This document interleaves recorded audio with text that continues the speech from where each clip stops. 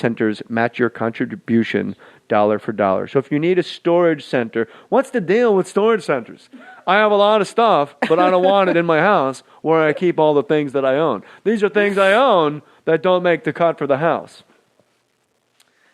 So U.S. storage centers, there you have it. So look, if you have action questions for Illeana and I, so you'll come back because we want to further promote Easy to Assemble. Thank you. And we want you, how do you get paid on something like that? I asked Ken Marino this and he didn't know. He had no idea how you get paid on a web series. And I said to him, considering you created it, you might want to put a toe in the water of how this is going to end for you. But obviously you work in IKEA, so there's a little bit. Yeah, the way it's done, it's structured like an independent film. So I get we negotiate what the budget is going to be, and then we carve out salaries very much like an independent film out of the budget that we're given. Does IKEA tell you what they don't pay for the whole thing, right? No, they pay for the whole thing. Really? Yeah. So they essentially, it's like they finance a miniature independent film, and then we do a long version every year, and then we also cut it up into episodes. But we do a premiere, and we have a red carpet premiere, and people come out for the premiere. So we also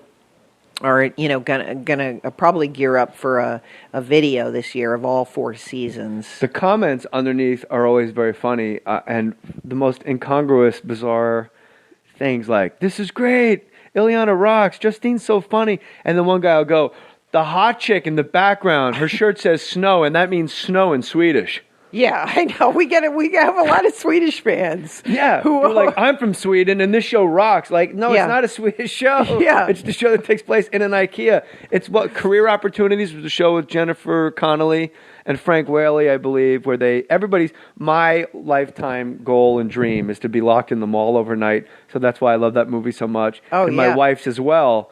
So I said that like Chris. My wife's as well. So your show takes place in an actual IKEA. I like when you're actually having serious discussions. Customers come up and they're looking at the chair you're sitting in, and Justine will be like, "There's chairs everywhere. Don't look at the one I'm in."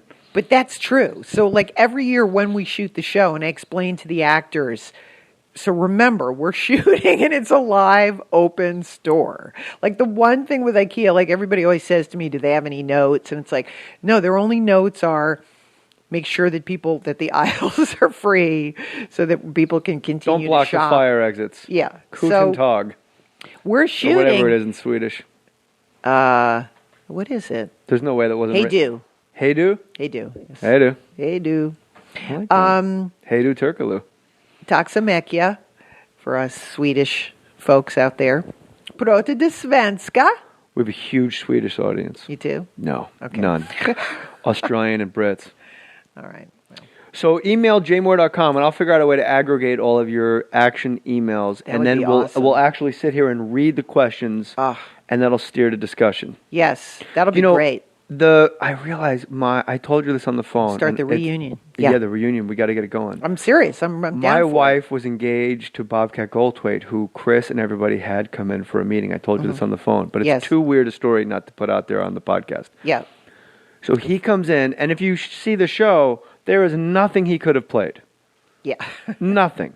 There is nothing he could have played. This is pre-pilot episode. Yeah. So, like, down the line, maybe he's a wacky director or something, played by the Sklar brothers at one point. Yeah. But, like, Sklar brothers, also a good podcast. Yeah. So, he goes in, and he sits down, and Barry Katz was managing at the time. So, Barry's sitting there, and it's Chris, and it's everyone. So, I don't want to start naming everybody's names.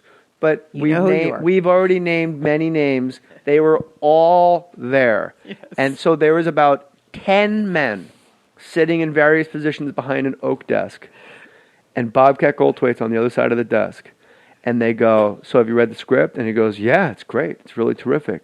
What's it like to fuck Nikki Cox?" And he goes, "Excuse me?" And they go, "Well, what's it like?" And he goes, "I don't."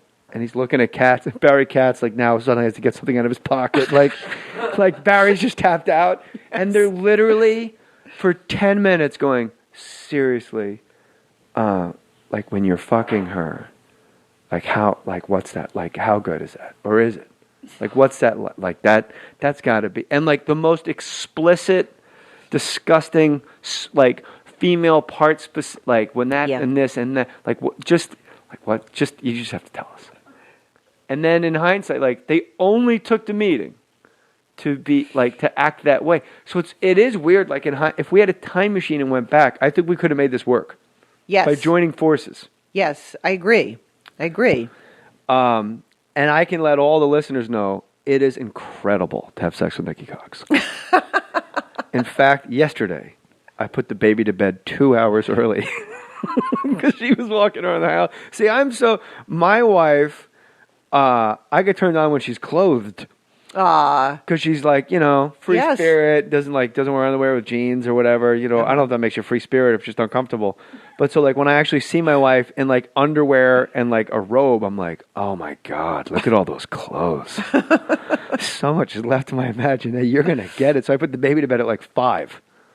And he's screaming in the other room, but she had like an actual like, I think she was, all right, I know exactly what it is. It was actual pajamas, like cotton pajamas with like horses on them, but just like, not like sexy lingerie, like with the push-up bra and like the garter belt. Like she comes in like granny panties and pajamas, and I'm like, oh my God, you're going to get it. You come rocking the granny panties. It's on in my house. I'll tell you right now.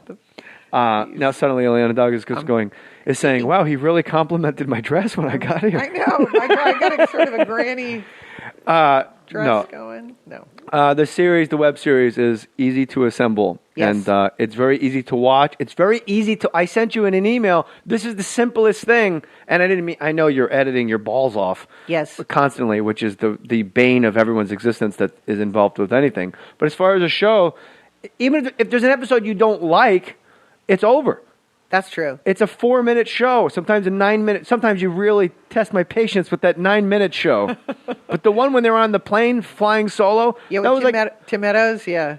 He had a very funny read. He was great. That was some of the funniest things I've ever seen Tim Meadows say. Thank you. Well, lots of times, like when I have people on the show, there is like that's sort of what I'm going for. Is this real? Does she know these people? Not know these people? A lot of these people, it's like if I do a movie with them or I have some experience with them, it all becomes very semi-autobiographical onto the show. Sherry O'Terry was very funny. She was on the show. She's never not funny. Yeah, she was really good. All right, email me at jmohr.com and put action, all capitals, in the subject thing, and then it'll be easier for me to aggregate all of them into one file, and Corey will be up on that.